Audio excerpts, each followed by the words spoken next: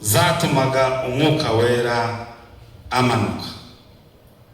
Hari impamvu kuki Yesu yahoza bisubiramo, yaganira n'abigishwa bakababwira ngo ningerayo nzabohereza umwuka wera. Bongera baganira akongera akabisubiramo. Yagiye yibabwira inshuro nyinshi, ningera kwa data. Rimwe akavuga ngo nzasaba data abohereza undi mufasha. Ubundi akavuga ngo ningera nzohereza umufasha cyangwa se nzohereza umwuka wera. Nta kumushanya kurimo, kuko Imana n'umwana n'umuntu umwe. Yesu ashimwe.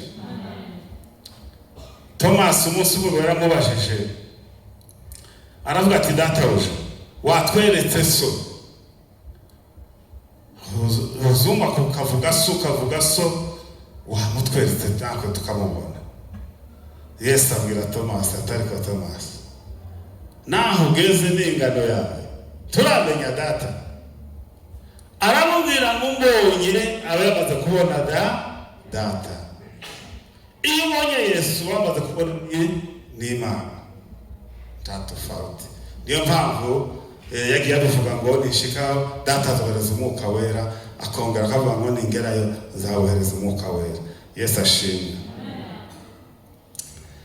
Hari ibintu byariko bituma umwuka wera amutinda bakamutsindagira, avuga kuko agomba kumanuka. Noneho nahisemo ibintu bine, nubwo hariho n'ibindi ariko nabo nashatse iby'ingenzi byatuma umwuka agomba kumanuka. Kandi n'uyu munsi ibyo bintu bine biri muri twebwe. Ibyo nibyo biyoboye itorero, umwuka nibyo byerekana ko umwuka w'Imana ari mu bantu bayo. Icyambere, turasoma mu gitabo ntihagira umfasha, nasome mu gitabo cya Yohana ibice 16 n'umurongo wa 8. Barya basoma ubiteguye yasoma. Yohana ubutumwa 16 n'umurongo wa 8. Ugazaza azatsinda bisi abemeze ivy'icyaha n'ibyo gukiranuka n'ivy'amateka.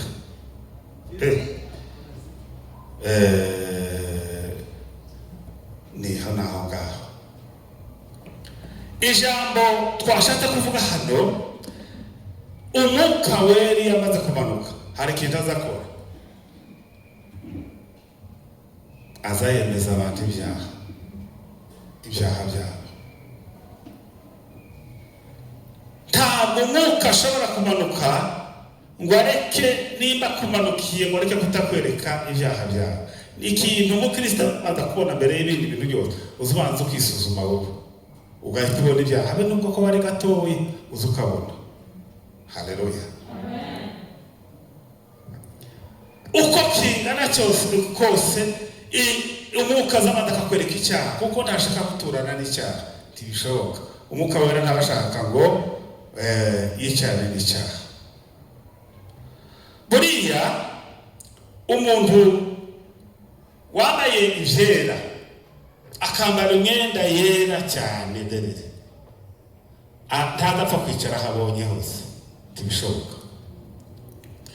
Izindi bari maziri wandi bazicayeho, ariko kuba afite umwenda wera cyane azabanza akazana agatambara akabanza agahanagura, kuko kandi gatoya gashobora kugaragara ku mwenda wiwe. Siko bimeze?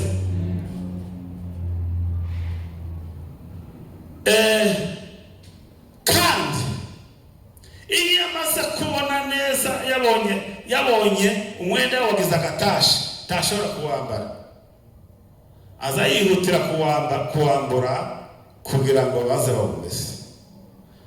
Umwuka wera nuko akora nawe. Iyo umwuka wera yamaze kukumanukaho ntagashaka kugira agatashi akariko kose.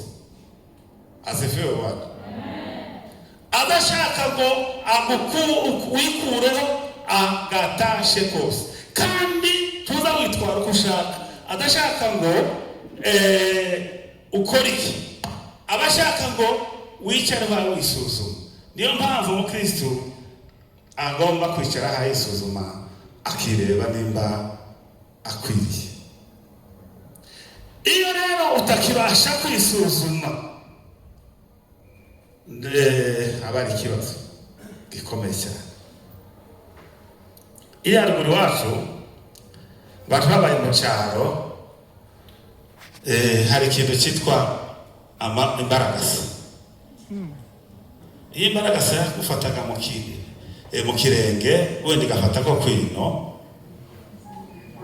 waza gurara ukuguru wawe ugusirita kunani kunzu kukakurya ukavuga ngo buracaryare bwaca none ikivuga ngo nyabuna ni mu ntabare hano, bakabanza bagakura rya mbaragasa bakayikura mu bizi. Siko byagenda, ariko abanegwa nk'abazaga barana karikura ringana nk'uko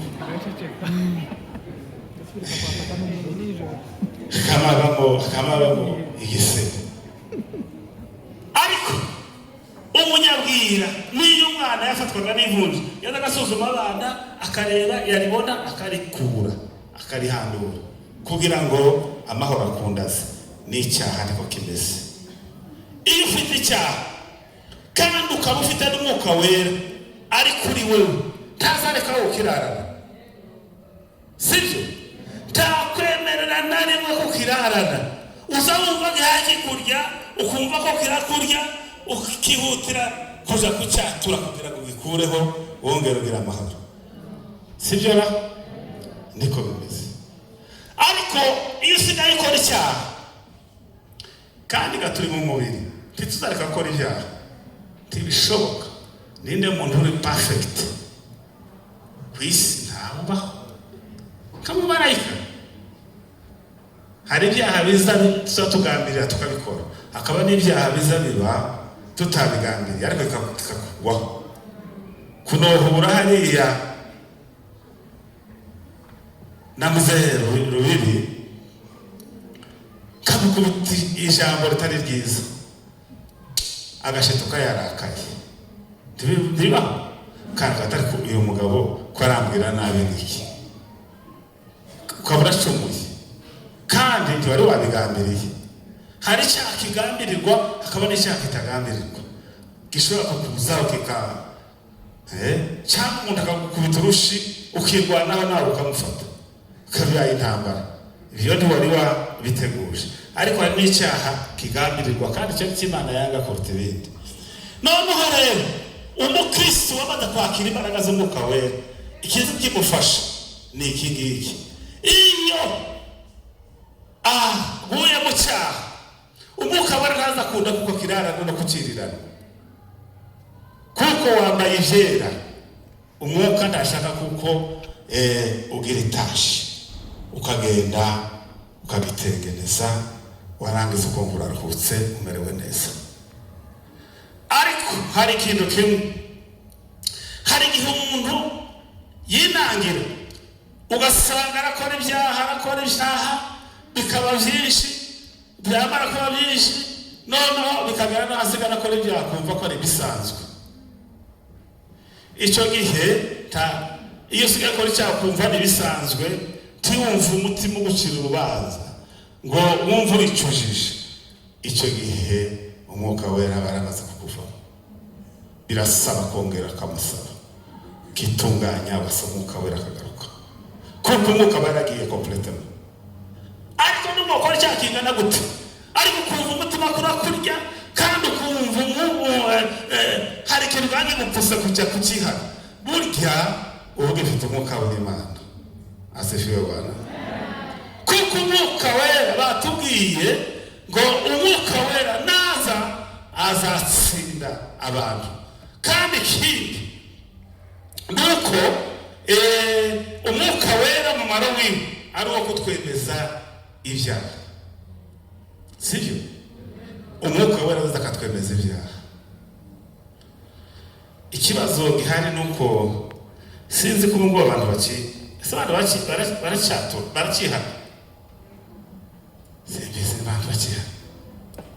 Ndukabagenda gasanga undi muntu akavuga ngo iri haruguru bari baragize ikintu kera tukiri batoya, bageraga idarasa mwaje ariko mugiye kuja mu mahombe cyangwa mugiye nko gusenga wasanga nk'abashemasi bari nk'ariya bafite akantu ahantu bicaye kandi ukaba wumva tuhashaka kwije utabaje kwatura kandi twazaga dushika umwuka w'Imana akavuga akatuganiriza kandi ivyo yavuze tukabibona kubera iki wazaga wumva udashaka ko bakwijira n'akantu ariko ubu ngubu abantu bafite ibyaha by'imyaka 10 abandi bitanu abandi b'imyaka 2 wabikeya bagasika n'amezi nk'umunani ariko turashize pe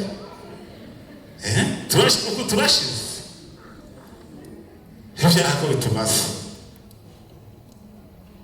umukristo ntazareka icyaha kimurara Yesu yavuze ijambo aravuga ngo nurakara ntukirize umunsi wose nimba warakara ntukirize umunsi wose yarazi ko tuza turakara yarazi ko dushaka gukora ibyaha ariko icyo ashaka ntukirize umunsi wose kwigifite umuntu ari kukamarara n'icyaha akakibyukana akagihingana akakigarukana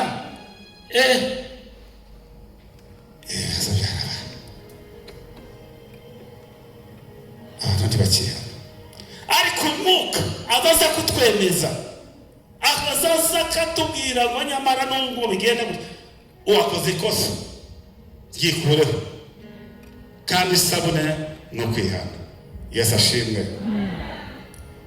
hari uburyo butatu bubaho bwo kwihana icyaha kandi n'igihe umwuka wera yamanutse ivyo bintu ari bitatu byarakozwe icyambere no kwicuza rero no kubabazwa n'icyaha wakoze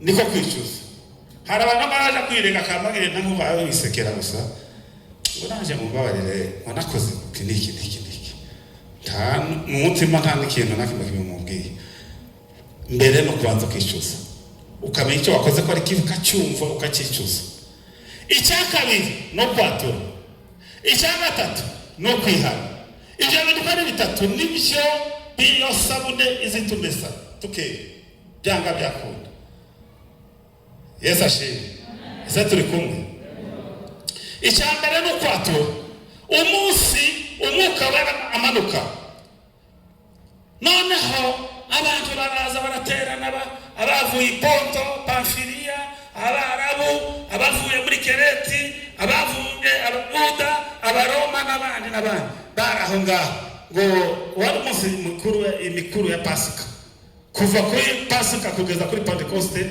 ni iminsi 50 bari bakira aho ngaho hari n'abari bahaturiye kandi bose bashitangajwe no kumva abantu b'i Galilaya kuko benshi barabanyigalilaya abigishwa ba Yesu kandi Galilaya bari bazi ko ari abaswa baza no bafata nk'abaswa kuko barabarovyi Yesu yari yarabakuye ku nyanja yitwa Tiberia arabazana ngo amare kubazana umva ko baravuga izindi ndimi ko baravuga indimi zumvikana aho ngaho noneho ikintu cyari kiri aho ngaho cyabaye nuko Petero yahagurutse kandi ahaguruka mu minsi mibi Yesu ari akimara kubambwa ari akimara kuzuka amaze kuja mu ijuru dufata iminsi 50 n'ukwezi n'ibyumweru hafi 3 byari bigihari urumva ko bari kiri mu bwoba kandi icyo bashakaga ntibashakaga kumva umuntu uvuga ijambo Yesu cyangwa kuvuga ubutumwa ngo bamamaze Yesu uvuga Imana sawa ariko apfana kuvuga Yesu Petero arahaguruka no harimo buhoro ejo narabwiye ngo umwuka ataramanuka Petero yari nk'umwana mutoya n'abandi bigishwa bari bakiri batoya ariko umwuka mwari kumanuka w'abagabo kandi Yesu yavuze ngo umwuka namanukira muzabagabo kunkamya bamaze kuno kubisoma Yerusalemu ni Yudaya yose ni Samaria no kugera ku mpera y'isi Petero aba umugabo noneho arahagarara arabwira byose byabaye arababwira ngo mwebwe kandi bari barimo abari bishe Yesu, abamushinyaguriye, abamugambaniye, abariko bamwamiriza, abamuciriye amacandwe bagize bari bari aho ngaho. Aravuga ngo mwebwe Yesu uyu nguyu bamubona avuga ukuntu yari yarahanuwe, atariko Yesu uyu mwami bamubambye kandi mwambisha amaboko y'ubugome. Atariko nubwo bimeze bityo yarazutse, atikuko ibyari yarahanuwe kuva kera kuko azagenda. Avuga n'ibintu byinshi ngo arangize ngo bacumitwa mu mitima yabo. Iryo jambo gucumitwa mu mitima mu gihebo mu Kigiriki bisobanurwa kukwicuza, kubabara, gucumitwa mu mitima. Noneho ngo bacumitwa mu mitima ngo baravuga ngo bagabo bene data we, turakora iki? Niki twakora ngo tubabarwe ibyaha byacu? Uko ntibatuye bavugishe nakara. Icya mbere babanjije gucumitwa mu mitima baricuza. Icya kabiri baratura, baravuga ngo bagabo bene data twakora iki kugira ngo tubabarwe ibyaha byacu? Petero arababwira ngo mwihane kugira ngo mubabarwe ibyaha byanyu, kuko iri sezerano ari iryanyu n'iry'abana banyu, mu yandi magambo n'abuzukuru n'abuzukuruza n'ubuvivi n'ubuvivu ryari isezerano ryabo. Ariko ashiramo kandi gakorose gatoya, aravuga ngo n'abandi bari kure ngabo umwami ngo bazahamagarwa n'umwami wacu, abazahamagarwa n'umwami wacu abo ni twebwe abo ngabo. Niyo mpamvu ejo nababwiye ngo natwe twari ku murongo w'abazahabwa umwuka wera. Wari umurongo muremure kuko bizaza bikagera ku Bayuda, ariko natwe abanyamahanga tugahabwa imbaraga z'umwuka wera. Imana ihagurutsa Pawulo imugira intumwa y'abanyamahanga, umwuka urakwira hose. None natwe ufite ijambo rya mbere twatuvuze, akamaro k'umwuka no kutwemeza ibyaha byacu, kandi kugira iyo tumaze kubyemezwa ikizagikurikiraho tuzatwatura, tuzatwicuza, icya kabiri tukatura, icya gatatu tukihana. Hari abantu bari kuvuga ngo nzanihana mu mutima. Ubu twabaza abantu bazabihana, reka twabona n'abakeya. Kambaza icyo kibazo, ninde muntu ukihana kabisa udashobora kuza gusenga yihanye? Kegera undi muntu, kabare abasore babiri bakegerana bakihananaho ibyo bakoze byose, ibyo babumva barangiza bakajya gusenga. Umugore n'umugabo bakicara bakihana, pana bya bindi ngo nuko bashwanye birya no kwiyunga, barangiza ngo tubabarirane no kwiyunga. Uzaba bicara nta kosa nta kindi ntacyo bapfuye, kavuga ngo twihana. Tubiteye isoni nindi abantu baza bihana, bazi ko by'ukuri baza bihana, bahora bihungura, ni bande bazamura ukuboko. Tubiteye isoni kwihana.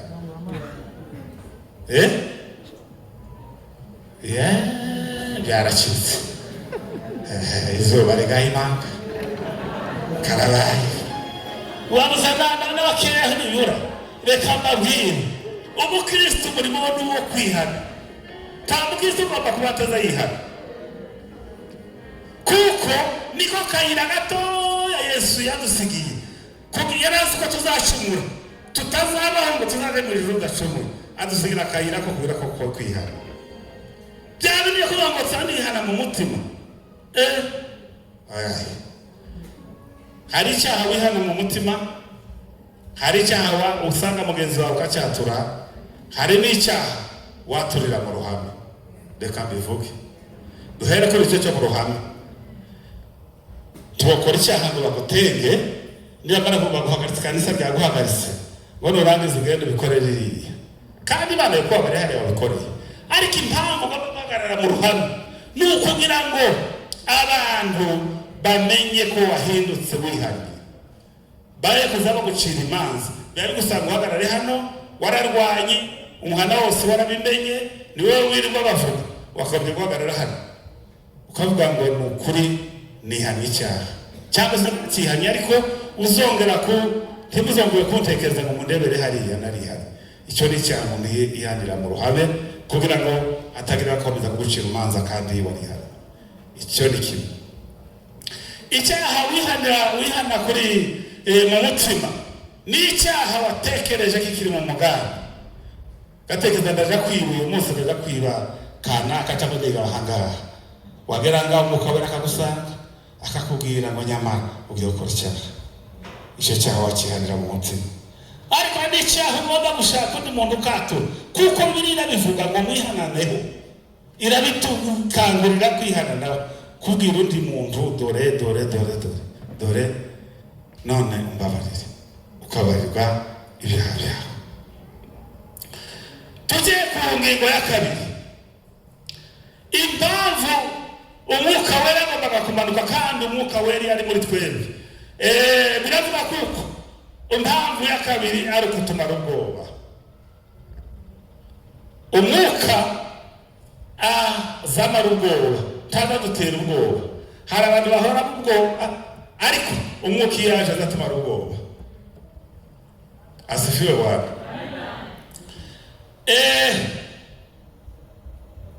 Pawulo amaze gukora imirimo yiwe yose, igihe kiba cyo gutaha kigeze kiri hafi kugera, ngo aragenda ari Efeso. Ngo amaze kugera ari Efeso, guhamagara abakuru bose b'itorero, arabahamagara bose baraza. Ngo bamare gushika arababwira, ngo atangira ababwira imirimo yakoze, imirimo yagiye akora hagati muri bo niyo bagiye bakorana yose. Ngo arayibabwira, arangije ngo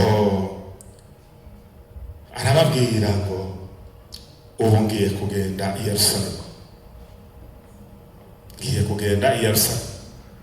kandi ndabizi kuko hari bitegerejeyo. Ati ubu ngubu ni ukuvuga ngo ndiko ndabasezera, aya ni amaso n'ayangaya, ntimuzongera kumbona ukundi. Abayobozi nk'abariya n'abandi bari hejuru ba bishope n'abandi ngo barababara cyane. Pawulo barapfukama basengana nabo, ngo bose bamugwa ku ijosi, ngo baramusoma. Iryo ni sinye y'urukundo ku Bayuda.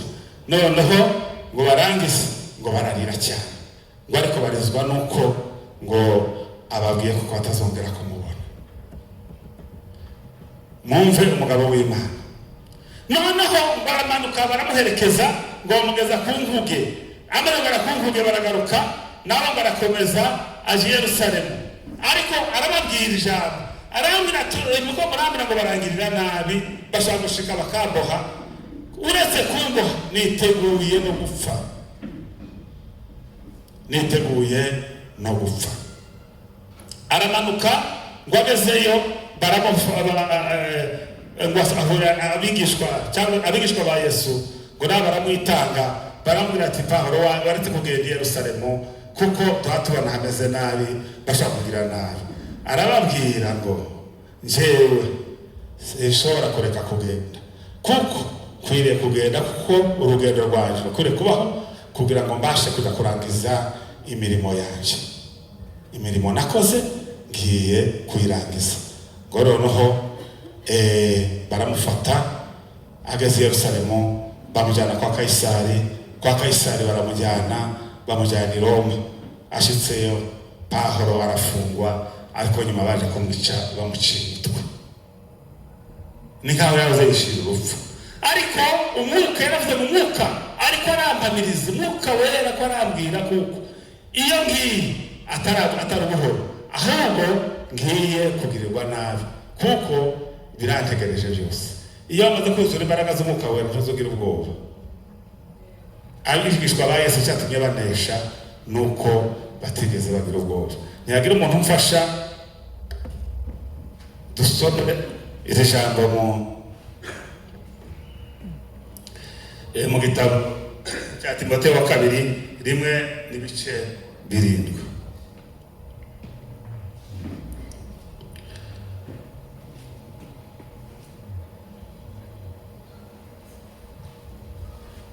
kuko Imana itaduhaye umwuka w'ubwoba, ahubwo yaduhaye uw'imbaraga n'urukundo no kwirinda. Yesu ashimwe. Imana ntiyaduhaye umutima w'ubwoba, ahubwo yaduhaye umutima w'imbaraga. Icya kabiri w'urukundo, icya gatatu wo kwirinda. Yesu ashimwe. Imbaraga twahawe nizo kubasha gukora imirimo y'Imana, nizo kubasha guhagarara neza tudafite ubwoba, ariko kandi iduha n'urukundo. Abantu benshi ikintu cyabuze muri iki gihe kandi kigaragaza isinye itari nziza ku bantu b'aba Pentecost nuko batakigira urukundo. Urukundo Pawulo yaranditse ngo ni ingenzi. Yesu yabisubiyemo inshuro nyinshi avuga ngo mukundane. Niryo jambo ntiyazaga ritangwa. Petero umunsi nako Pawulo aravuga mu gitabo cy'Abaroma niko ntekereza ni 13, aravuga ngo nubwo novuga indimi zose z'abantu kagerekaho n'indimi z'abamarayika, nuvuga indimi zose zazivuga ngo ariko ndafite urukundo, ngo mbameze nk'icuma bakubita gutya kikabiriza ntacyo gisobanura. Aravuga ngo nubwo nokwitanga ngatanga n'umubiri waje ugatwikwa, ngatanga n'ibyo mfite byose ndafite urukundo, ngo byose ni ubusa. Urukundo ni ingenzi ku mukristo wamaze kuzura imbaraga z'umwuka wera. Yesu ashimwe. Hanyuma rero icya gatatu, umwuka wera n'umwarimu. Umwuka wera ni mwarimu. Hano turasanga iryo jambo mu gitabo cya Yohana w'ubutumwa ibice 12 n'umurongo wa 26. Hagira umuntu usomera 14 na 26 adusomera.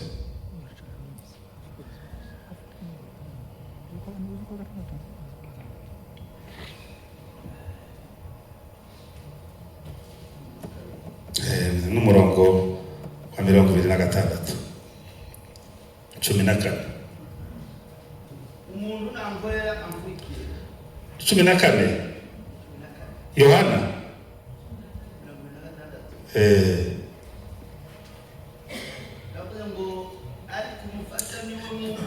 ariko umufasha ni wo mwuka wera, uwo data azatuma mu izina ryanjye niwe uzabigisha byose, abibutsa ibyo nababwiye byose. Mwumvishe kuko ari umwigisha n'umwarimu. Akazi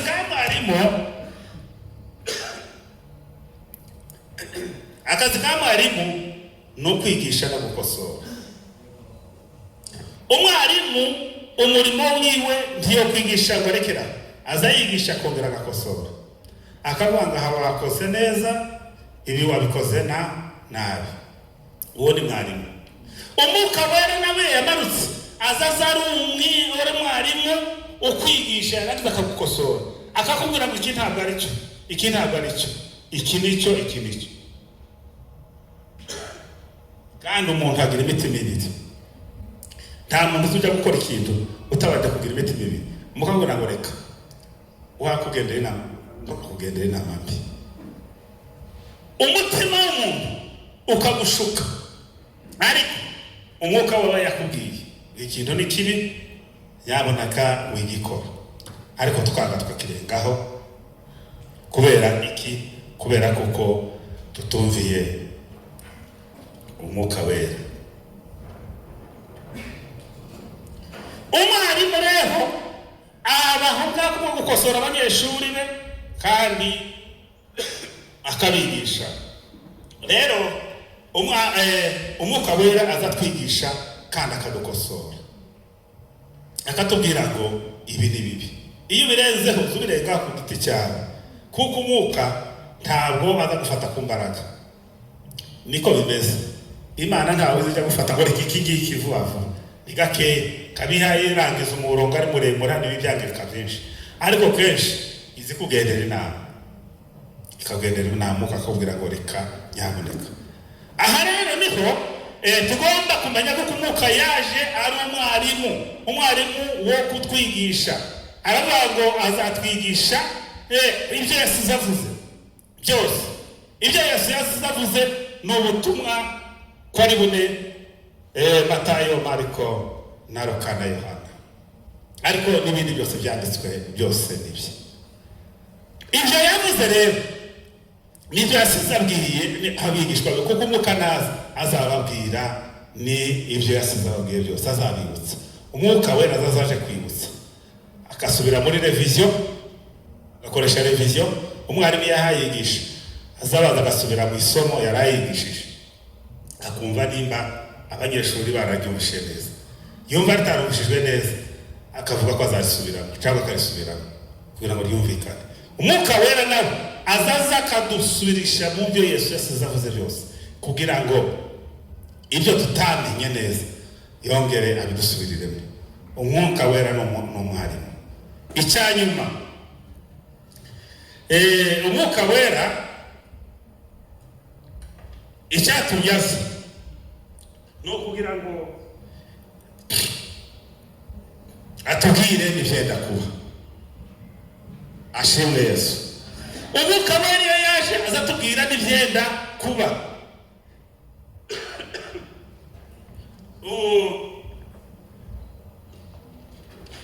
Babarire naho shefure fashe. Umwuka wera azatubwira ibyenda kuba kuzire mpamvu. Umwuka uriho iyo yaje azaza akatuburira akatubwira ngo dore ibyenda kuba ni ibi. Gusa muri iki gihe ese kibibona kera umwuka wera azaga amanuka kuko twakoze Pentecoste nk'umukutano. Umwuka wera akamanuka akavuga ngo ni mureke ibi cyangwa ni gukora ibi ngibi. Kubera ko umwuka wera arahari kandi aravuga. Ariko muri ibi bihe dusigaye dufite iyindi myuka ahubwo. Hari imyuka igwiriye mu isi hano ariko iri ahantu hose ku isi. Ni imyuka itari umwuka bwite. Kuko umwuka yaje ikintu azaza tubwira icyo tugomba gukora. Akatwereka icyo tugomba kuvuga. Kandi akatubwira n'ibyenda kuba.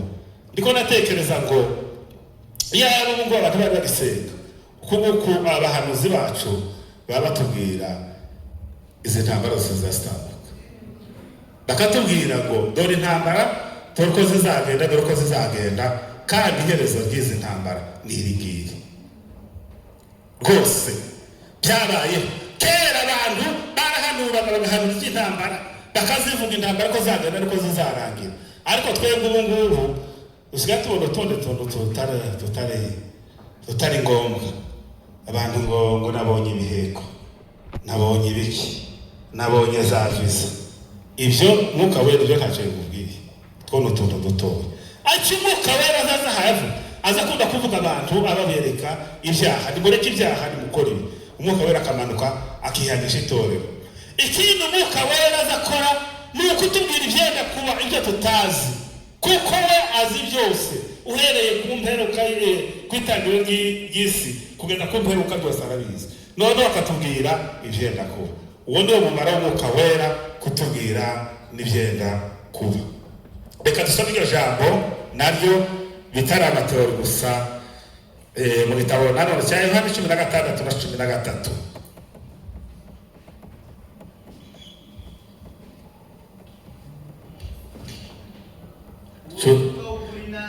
Uwo mwuka w'ukuri naza azayobora ukuri kose kuko atazavuga kubwe ahubwo uzazumva n'ibyo azavuga kandi azababwira ibyenda kubaho. Ese ni kuki tutakibona ngo batubwire ibyenda kubaho?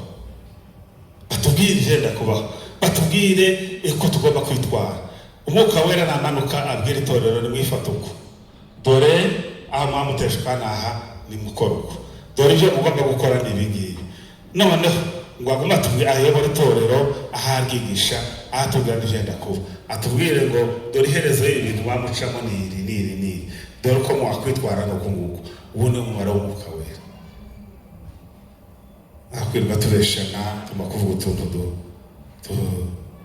abantu basigaye bikanga ubusa abantu bagize ubwoba basigaye babona abandi bantu hari umuntu musore umwe ngo wafaze aravuga ngo abantu bose barengeje imyaka 40 ngo baraketse ngo abantu b'imyaka barengeje imyaka 40 ngo baraketse urumva uwo muntu uko bagana umuhanuzi ubone ntabwo ari umuhanuzi w'Imana uwo generaliza abantu bose ngo barenze 40 ngo bose ngo baraketse iki abantu bari mu kwa bagenda bakamba bahunga ubusa ngo kandi ngo nabonye wanje ngo ari pusi ngo nayibonye ngo kandi bazavuga ko bazabihindura ipusi ayiwe ubona umutima w'ubwoba ariko umutima w'Imana ntuzugira ubwoba umutima w'umwuka we tugira ubwoba ujya n'ubusa n'utuntu dutoya tuzarangira ariko umwuka we azatubwira ibyenda kuba katubwira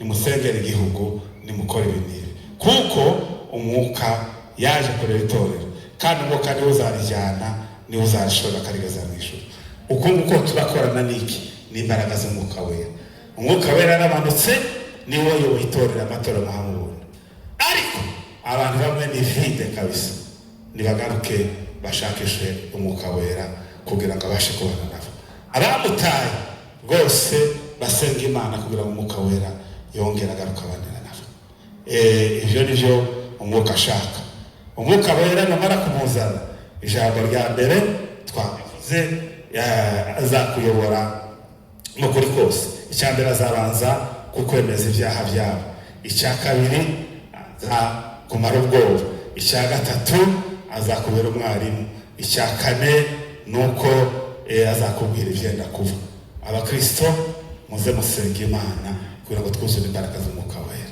kandi ndarangije mwakira ubutumwa bwiza